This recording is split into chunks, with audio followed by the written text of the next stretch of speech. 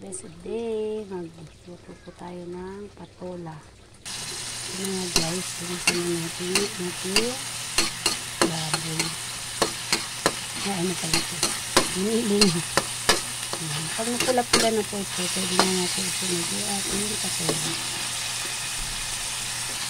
Please, patakan po natin ng konting suka. Bakit po? Para hindi rin po mapanis at na-prevent po kung may mga ano pa po yung ilalim. Matanggal po. Dito nila. Ano ba yun? Guys, pagka ganito po, pwede na natin ilagay ang ating gulay.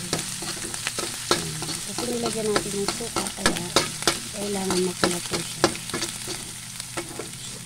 Pati po yung bawang, dapat mapula. Pag nagigisa po tayo. Kaya isinabay ko na po yung bawang para kasama na po yan sa pagpula ng ating giniling. Dahil mapula na po, lagay na po natin yung ating patola.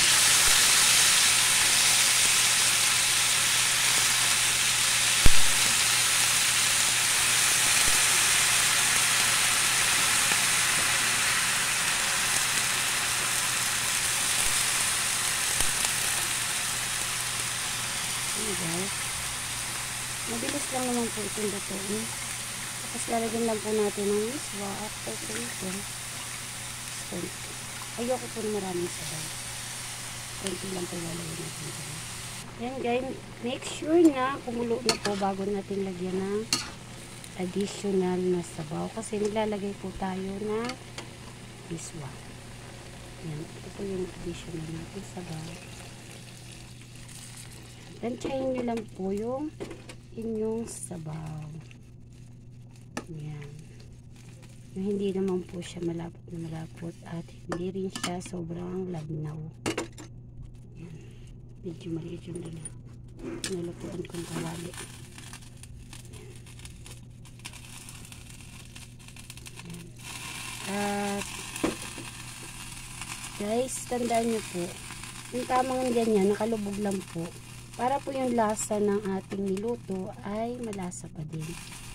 Kahit saan pong way ng pagluluto nyo, ang tandaan nyo po ay pag nakalubog na po yung recipe nyo, yung mga gulay, yung karne, yan, tama na po yung sabaw na yan. Yan guys.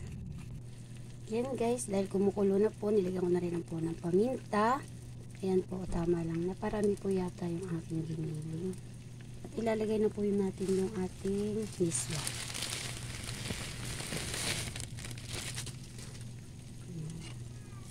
Tama lang po itong miswa na to kasi yung sabaw. Kasi maano pa po yung miswa natin. Yan, dalawa po ilalagay natin. Yan guys. At ito na po yung ating yan. Ginisang patola with miswa. At giniling syempre. Ngayon po, maninibago ngayon si Axel. Ang gusto niya po niya talaga ay chicharon dito. Sabi ko, maiba naman. Pag gulay po talaga, ang anak ko po ay chicharon lang po gusto niya sa huli. Medyo matipid naman po.